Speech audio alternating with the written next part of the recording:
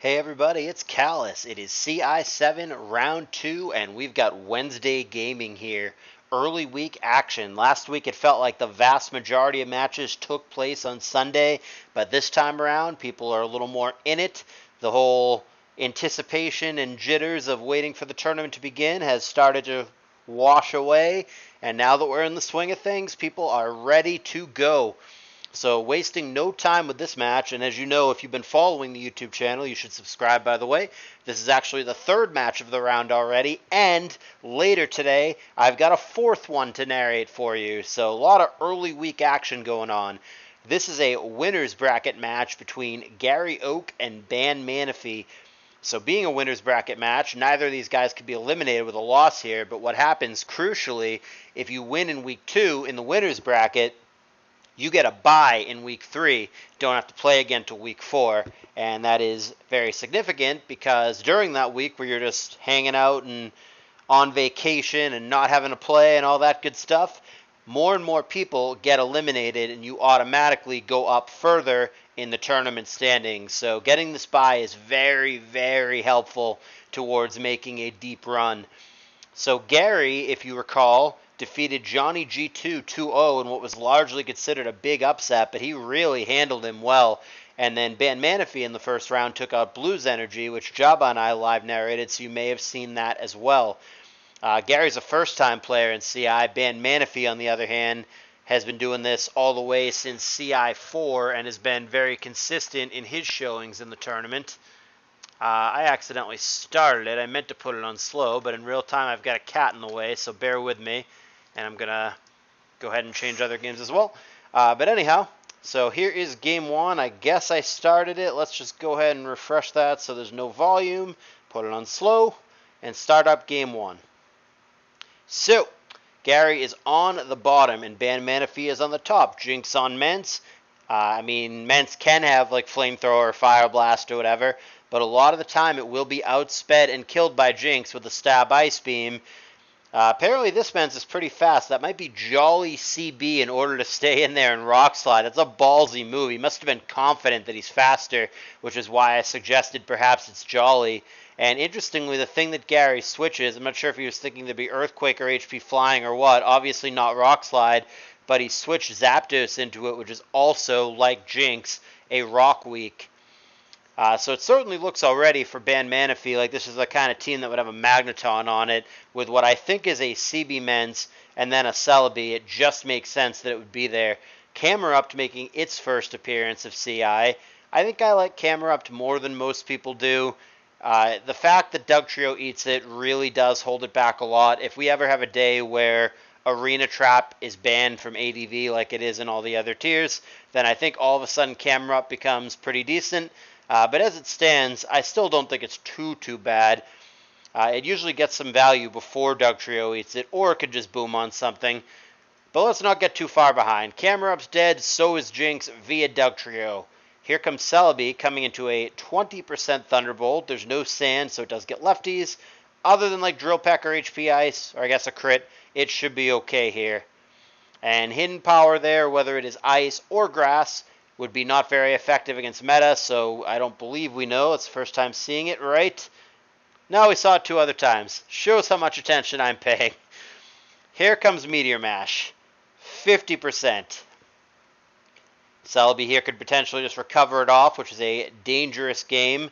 But no, going to take the aggressive approach of HP Fire, which makes plenty of sense because Jinx teams almost universally have a Dugtrio in the back, so this would just be a trade unless the meta uses Agility here. And it does. Okay, well that changes things. So now Dugtrio is not going to be a viable option for a revenge kill. And now, this is a little awkward for Gary. Meteor Mash coming again. Would have been a bad time to miss, but instead gets a critical hit and takes out the Zapdos, leaving us in meta on meta. Advantage for mana at the moment, and that's a big Earthquake thanks to the Mash attack raise earlier. Wow, he's going to boom on it rather than just clicking EQ. I don't know about that. Gary must have been desperate. If he had EQ'd, he would have at least forced the Dugtrio in rather than allowing the Celebi in, but seemingly Gary has the faster Celebi based on who gains lefties first. So he gets to do what he's got to do here, and that is, of course, Hidden Power Fire, aimed at the other Celebi, had it stayed in. And it is not a CB Mence. We see that it has lefties, so perhaps it is DD Rock Slide. Hidden Power, presumably flying, takes out the Celebi there. Not clear what the Combine was for. It seems like a weird play. But in comes the Kingdra for Gary.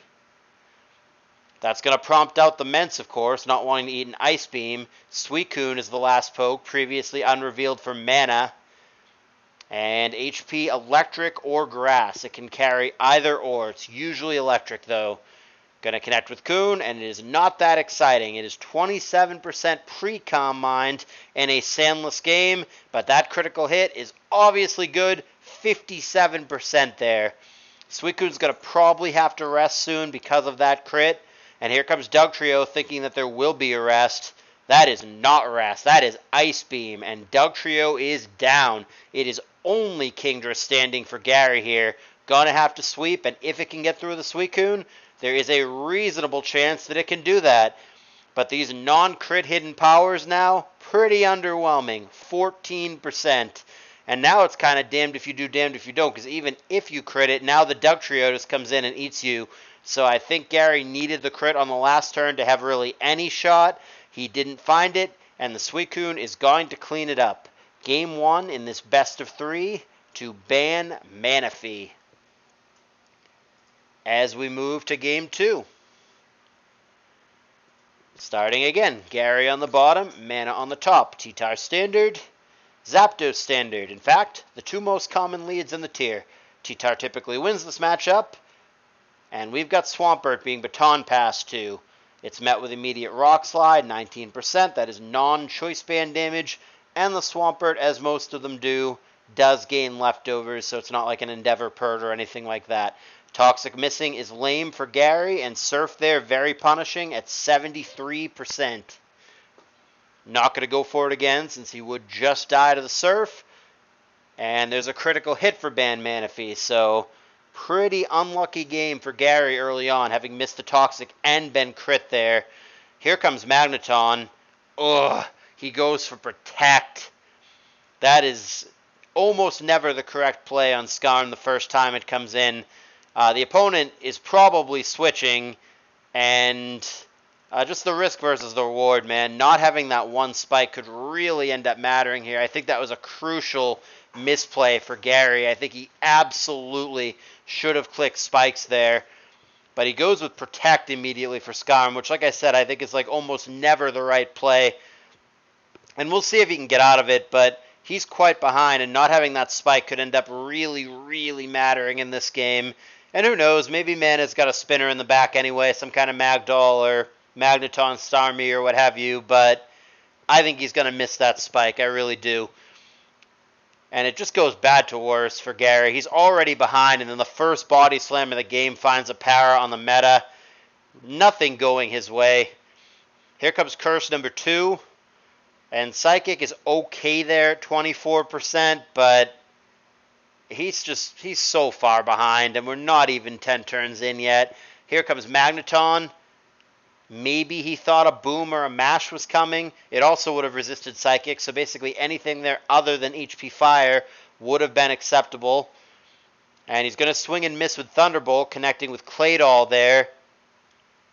So the Lax threat temporarily averted, but like I said, it feels like Gary is really far behind, just a dozen turns into this battle. A little bit from luck, a little bit from what I would consider mistakes, but bad combo and not a lot going his way. He's not dead, especially with Aerodactyl and meta threatening pokes like that. You can just get crits and get back in it, but right now, not a lot to be excited about if you're a Gary fan. Mana sneaks Zapdos in, Blanking Earthquake, Hidden Power, Ice or Grass there, either or, super effective. And Psychic, much less exciting, just 21%. Claydol will live another Hidden Power if there's something it wants to do back. But out of the way we go, and Mana is going to sub on the switch as Celebi comes in. Perhaps it'll baton past that somewhere. Indeed. And somewhere is Metagross. And Hidden Power there is HP Fire, so it will at least pop the sub, but Again, I mean, not dead, but very far behind. A crit there would have been nice for Gary. It would have insta-popped the meta. But instead, Meteor Mash gets an immediate attack raise. And meta has lefties, so it'll probably survive another hidden power fire here. We end up meta on meta. Wow. Ban Manaphy switches out. What a conservative play there. Didn't want to get like max roll HP fired, I guess. Lax gets out of the way. Swampert comes back in. Switching from both players. We end up with the T-Tar lead. Comes in, gains a little bit of lefties, but probably isn't going to stick around against Swampert. And here is meta. And Mana with the free surf. Going to hit anything on the team, so that'll be the only thing that would have resisted it there. And out of the way we go to Magneton. Doesn't care about anything other than HP Fire. Gary decides now's the time to boom. Fair enough. 1 for 1. And the last poke now revealed for Mana is Salamence. Intimidate probably doesn't matter on Doll, but if it Earthquakes while it has still stayed in here, then fine. That does less now. And T-Tar comes in as well. Matchup still favors Swampert, but T-Tar does at least lefties itself back into the green. Here comes Celebi, still low from before, and Mana snipes that immediately. No Surf, just Ice Beam. Celebi is no more, and conveniently, against a 100% health Water Pokemon, all three of the pokes remaining for Gary are weak to Water. Psychic coming down from the Doll. Mana is considerably ahead right now, and Gary is going to need a lot of nonsense to somehow get out of this game. And there's DD, so if it has Rock Slide, and if Rock Slide doesn't miss, this Aerodactyl is fooked. Whoop, there it is. Aerodactyl gone. Gary not ready to concede, but he is in dire straits. Claydol comes in, trying to check it. Hidden power a ton. And the retaliation is boom, so T-Tar against the world. The problem being it doesn't have HP Grass, and part of the world is this 100% Swampert. So whether it's Surf or whether it's EQ, this T-Tar is in some trouble. He's going to taunt him for flavor on the way out. Fair enough, your wish is my command.